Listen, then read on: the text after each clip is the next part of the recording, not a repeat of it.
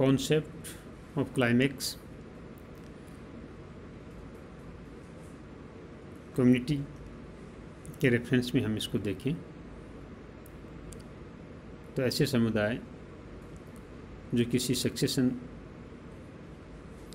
को अंतिम चरण तक ले जाते हैं उसे हम क्लाइमेक्स कम्युनिटी के नाम से जानते हैं।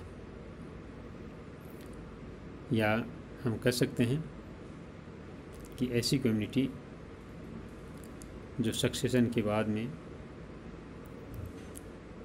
किसी स्थान पर अंत तक इस्टेब्लिश रहती है उसे हम क्लाइमेक्स कम्युनिटी के रेफरेंस में स्टडी करते हैं। क्लाइमेक्स कम्युनिटी में फ्लैक्चुएशंस पाए जाते हैं या उसमें उतार चढ़ाव भी पाए जा सकते हैं, अर्थात उसकी जाति में संख्यात्मक दृष्टि से हम चेंजेस देख सकते हैं और ये चेंजेस पर्यावरण में होने वाले बदलाव के कारण हमें दिखाई देते हैं, जिसके कारण कम्युनिटी में होने वाली नेटिलिटी तथा मोर्टिलिटी से या इसकी जन्म दर तथा मृत्यु दर के कारण किसी कम्युनिटी की पॉपुलेशंस में बदलाव हमें देखने को मिलता है। इस प्रकार का बैलेंस किसी कम्युनिटी के लक्षणों को निर्धारित करता है और हम कह सकते हैं कि कोई भी कम्युनिटी अपने आप को मेंटेन करने के लिए इसमें पदार्थों तथा ऊर्जा का स्थानांतरण करती है। जब कम्युनिटी अपने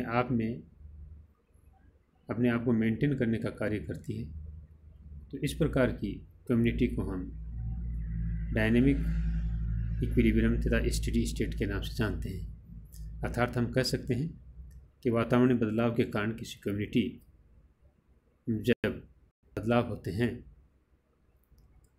तो इसकी मृत्यु दर तथा जन्मदिन के कारण इसमें संख्यात्मक जो बदलाव आते हैं उनको कम्युनिटी मेंटेन करने का कार्य करती है।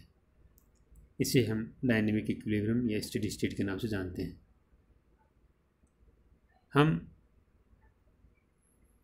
क्लाइमेक्स के कॉन्सेप्ट को समझने के लिए जैसे पौंड के एग्जाम्पल को लें, क्योंकि पौंड के अंदर जल की मात्रा स्थिर रहती है या ये आवास स्थिर रूप से पाया जाता है। जितना पानी का इसमें फ्लो पाया जाता है उतना पानी इसमें आउटफ्लो हो जाता है।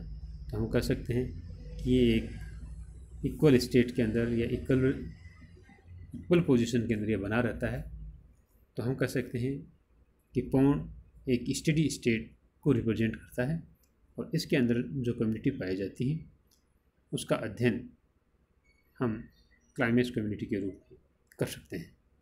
यहाँ पर जो कम्युनिटी डेवलप होती हैं वो क्लाइमेक्स को प्राप्त करती हैं। हम जानते हैं कि किसी भी स्थान के ऊपर जो कम्युनिटी डेवलप होती हैं उनके अंदर सक्सेशन पाया जाता है या स्तरण पाया जाता है। इससे एक कम्युनिटी दूसरी कम्युनिटी के द्वारा रिप्लेस कर दी जाती है, जैसा कि हमने पूर्व में पढ़ा था। रिप्लेस करने के बाद में ये कम्युनिटी वहाँ पर धीरे धीरे स्थापित हो जाती है और जो कम्युनिटी वहाँ पर स्थापित होती है उस कम्युनिटी को हम क्लाइमेक्स कम्युनिटी के नाम से जानते हैं। तो हम कह सकते हैं कि क्लाइमेक्स कम्युनिटी के अंदर भी एनवायरमेंटल चेंजेस के कारण उसमें बदलाव आते हैं, मगर वो बदलाव स्थायी रहते हैं। वहाँ कम्युनिटी अपने आप को बनाए रखती है या मेंटेन रखती है। इसी अवस्था को हम स्टेडी स्टेट के नाम से जानते हैं या डायनेमिक इक्विलिब्रियम के नाम से जानती हैं। यही कम्युनिटी क्लाइमेक्स को प्राप्त करती हैं या कम्युनिटी को बनाए रखती हैं। नेक्स्ट हम देखते हैं सक्सेशंस की कौन कौन सी थ्योरी हैं। तो सर्वप्रथम हम देखते हैं मोनोक्लाइमेक्स थ्योरी। इस थ्योरी के अकॉर्डिंग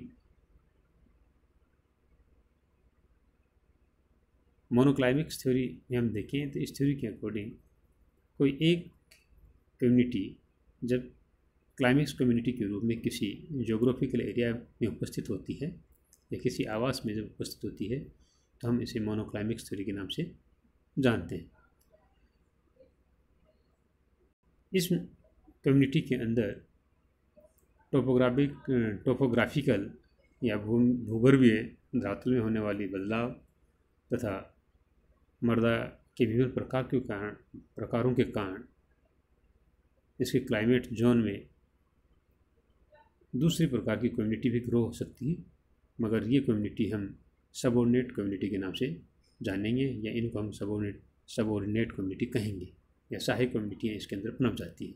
तो मोनोक्लाइमेक्स थ्योरी के अंदर बेसिकली एक ही प्रकार की कम्युनिटी उस स्थान पर ग्रो करती है। इसके साथ पनपने वाली अदर जो कम्युनिटी होंगी वो सबऑर्डिनेट कम्युनिटी के नाम से जानी जाएंगी। प्रोक्लाइमेक्स कम्युनिटी, ये community which is more or less stable resemble the climax community in same environmental conditions। ये इस प्रकार की कम्युनिटी है जो क्लाइमेक्स कम्युनिटी के लगभग बराबर स्टेबल रहती हैं उस सेम एनवायरनमेंट के अंतर। तो हम कह सकते हैं कि सेम एनवायरनमेंट के अंदर कुछ समय के लिए या कुछ ज़्यादा समय के लिए जो कम्युनिटी अपने आप को स्थापित रखती है उसे हम प्रोक्लाइमेक्स कम्युनिटी के नाम से जानते हैं।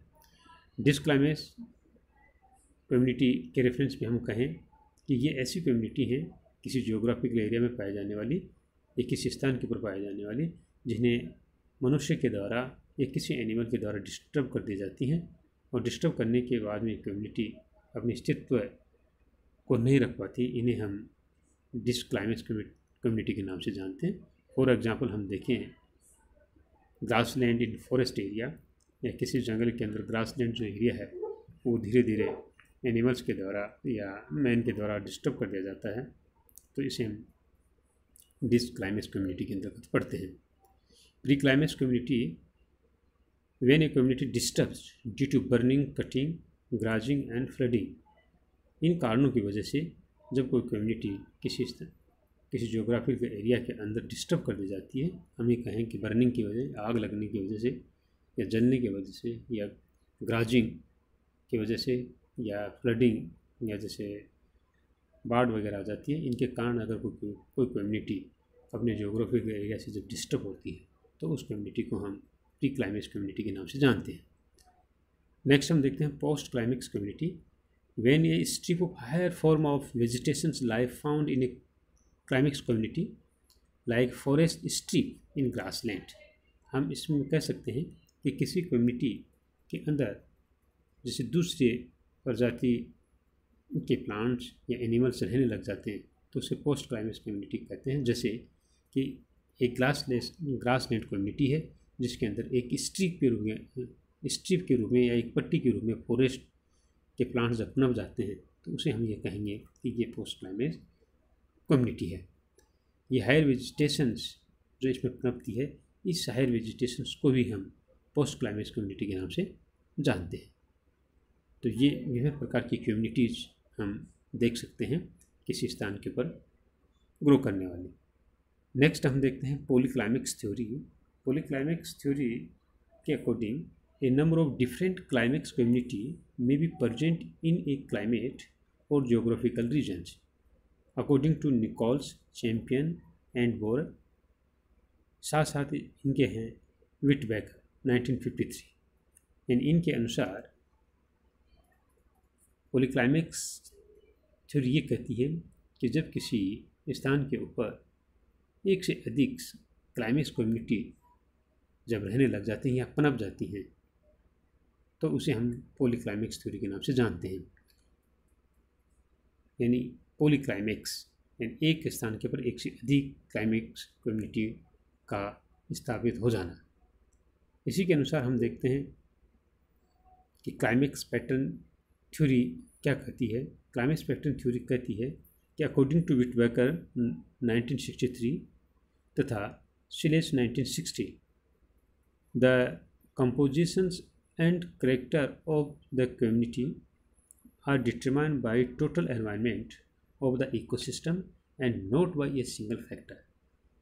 इसके अनुसार हम कह सकते हैं कि किसी क्लाइमेक्स कम्युनिटी के संगठन तथा उसके लक्षणों को जब हम संपूर्ण एनवायरनमेंट के रेफरेंस में स्टडी करते हैं या किसी पारिस्थितिक तंत्र के संपूर्ण एनवायरनमेंट के रेफरेंस में जब पढ़ा जाता है तो ये क्लाइमेक्स पैटर्न थ्योरी कहलाती है, जिसमें हम किसी एक सिंगल फैक्टर के रेफरेंस में कम्युनिटी के कंपोजिशन तथा करेक्टर का अध्ययन नहीं करते, इससे क्या होगा कि इसके अंदर एक से अनेक प्रकार की प्रजातियां या एक से अन्य प्रकार की क्लाइमेक्स कम्युनिटी उस स्थान के ऊपर पाई जा सकती हैं।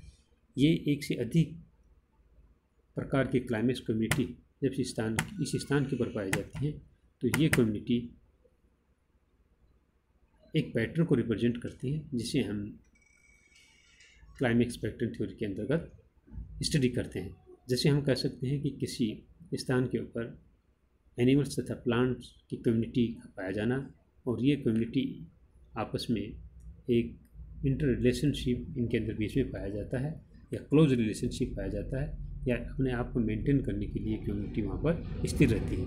हम जानते हैं कि किसी कम्युनिटी के अंदर अन्य प्रकार की कम्युनिटियों का उपस्थित होना बहुत ज़रूरी है क्योंकि इनके मध्य इंटर रिलेशनशिप होना बहुत ज़रूरी है। तो हम कह सकते हैं कि जब फ्लोरा तथा फ्यूना के बीच में जब क्लोज रिलेशनशिप किसी कम्युनिटी में पाया जाता है तो वो क्लाइमेक्स पैटर्न थ्योरी के अंतर्गत पढ़ा जाता है।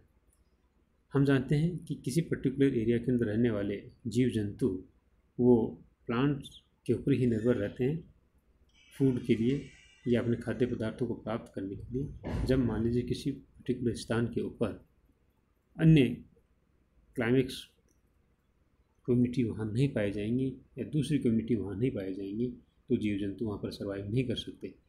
तो क्लाइमेक्स पैटर्न थ्योरी के अनुसार ये कहा गया है कि किसी पर्टिकुलर स्थान पर एक से अधिक कम्युनिटी पाई जाती हैं। इन कम्युनिटी के अंतर आपस में क्लोज रिलेशनशिप पाया जाता है और ये कम्युनिटी एक दूसरे के ऊपर डिपेंडेंट होती हैं और इसके बाद में ये अपनी सर्वाइबिलिटी को प्रदर्शित करती है या एक कम्युनिटी दूसरी कम्युनिटी के ऊपर डिपेंड होकर के निरंतर रूप से सर्वाइव करती रहती है तथा उस जोग्राफिकल एरिया या उस पर्टिकुलर एरिया के अंदर अपने आप को मेंटेन रखती है। तो बेसिकली क्लाइमेक्स पैटर्न थ्योरी को विटकर 1960 के द्वारा तथा स्लेज 1960 के द्वारा इसको समझाया गया था और इसके अनुसार यही कहा गया कि एक स्थान पर एक से अधिक कम्युनिटी का उपस्थित या पाई जाती हैं, इसे ही सर्वमान्य माना गया था।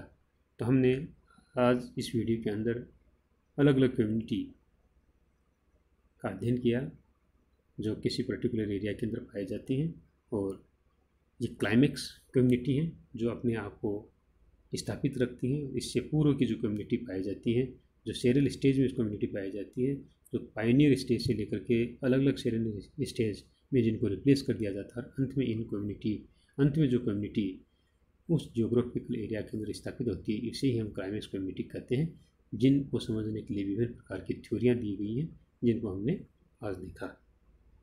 जहाँ तक इन थ्योरियों को हम देखते हैं इसके अंदर हम क्लाइमेक्स कम्युनिटी का अध्ययन करते हैं।